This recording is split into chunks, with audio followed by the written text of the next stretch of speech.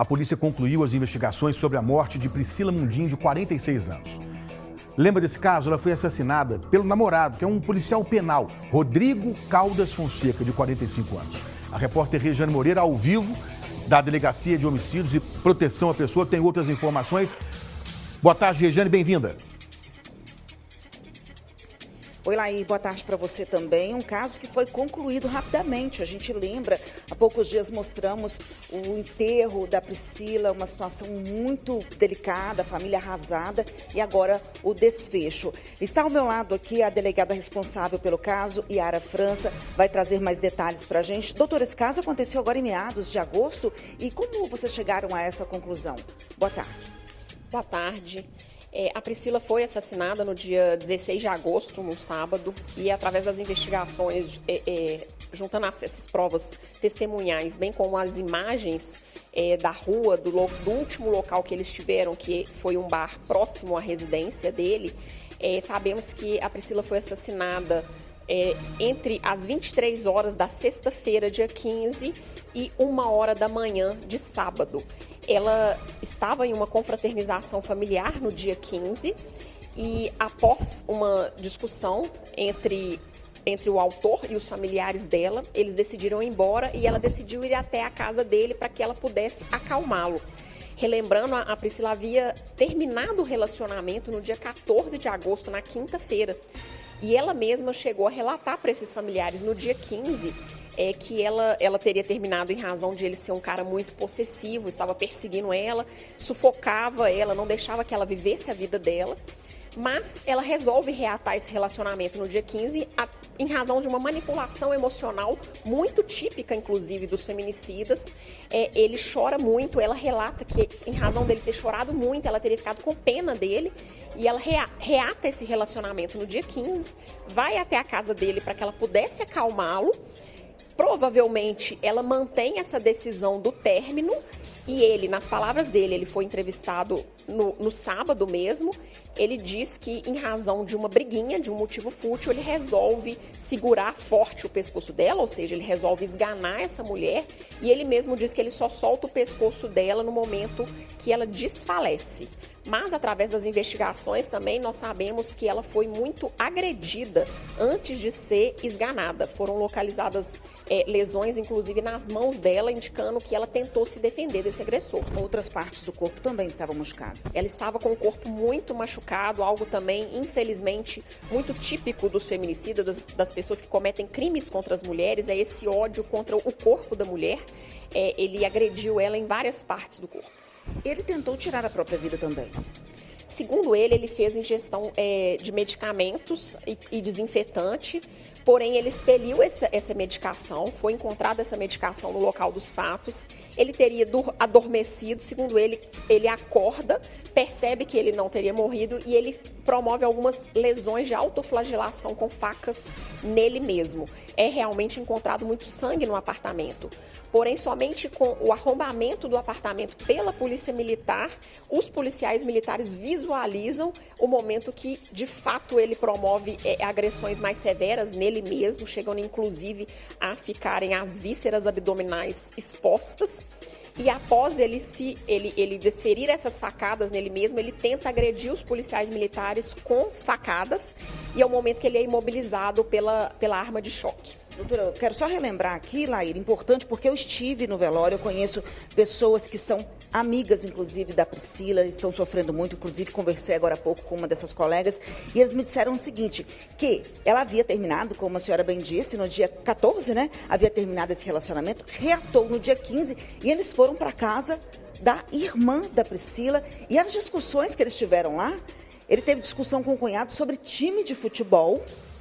E também uma outra discussão muito boba. Ele falou com o cunhado assim, a Priscila coloca muita foto na rede social, mas não coloca nenhuma foto comigo. Ele tinha ciúmes até do que ela postava nas redes sociais. Então, lá mesmo, segundo a família, eu conversei com a irmã dela, ela já estava, assim, assustada porque ele estava esquisito e ela disse que recebeu um abraço da irmã como nunca havia recebido antes. E esses fatos aconteceram no dia seguinte. Realmente, ele era controlador, então. Exato. Ela havia terminado esse relacionamento no dia 14, no dia 15, nessa confraternização na casa da irmã, a família percebeu que ele olhava para ela o tempo todo, ele a perseguia com o olhar. A todo momento ele queria saber onde que ela estava, se ela ia no banheiro, se ela ia até a janela para poder fumar. E ele também era era descrito, inclusive por conhecidos dele, como uma pessoa que se exaltava muito, ficava muito nervoso em relação a brincadeiras envolvendo o time de futebol dele. E isso foi uma brincadeira que aconteceu nessa confraternização, que ele teria se exaltado de forma anormal. E a Priscila, que já havia relatado para a irmã, né, dito que ela teria terminado o relacionamento, mas que ela havia sentido pena dele reatado, ela disse, eu vou para a casa dele para que eu possa acalmá-lo.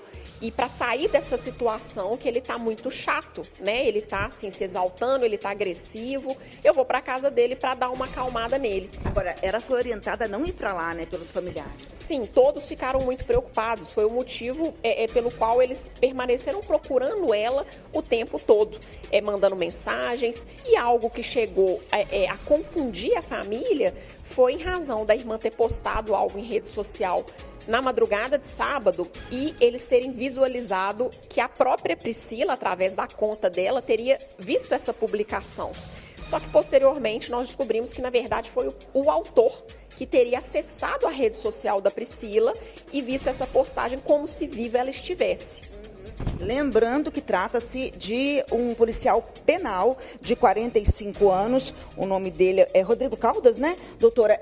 Ele estava afastado dos trabalhos, segundo a família informou, mas ele falava para todo mundo que estava de férias prêmio, sempre contava uma história, nunca falava a verdade, foi isso que nós escutamos dos parentes. Quando a polícia chegou lá, Priscila já estava sem vida e ele, ainda vivo, tentou inclusive agredir os policiais com uma faca, foi levado para o hospital. A partir daí, o que aconteceu com ele?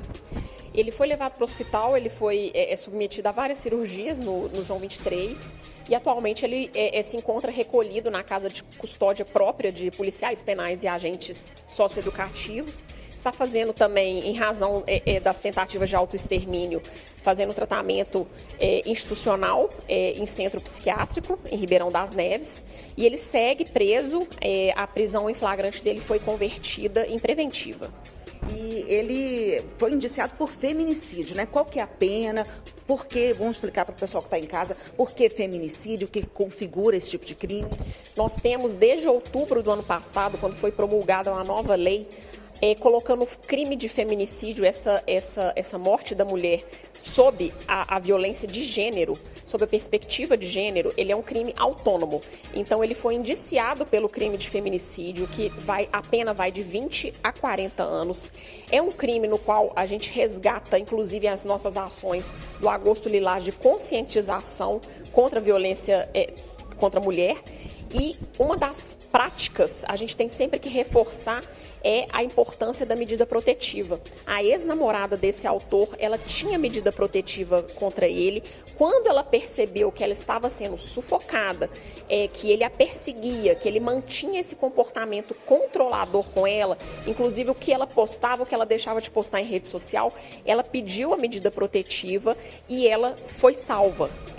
Ele se afastou, ele ficou chateado, ele disse para ela, não precisava de ter pedido medida protetiva, eu não vou fazer nada contra você. E só a partir desse momento ele parou de perseguir ela. A partir disso, ele vai e busca uma outra vítima, a qual, infelizmente, acreditou nessa manipulação emocional dele e acabou com esse final trágico.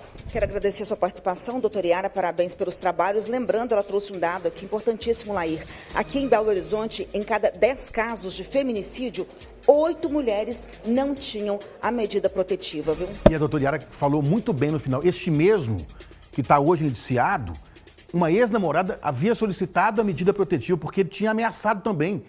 Se ela não tivesse pedido a medida protetiva, seria vítima dele, seguramente. Aí o que a doutora Yara acabou de dizer para a Regiane aí? Ele escolheu uma outra vítima e matou. É isso, gente. A mulher tem que pedir a proteção sempre, denunciar sempre, solicitar a medida protetiva. Não deixe para depois. Faça isso hoje. Obrigado, Regiane. Um abraço para a doutora Yara.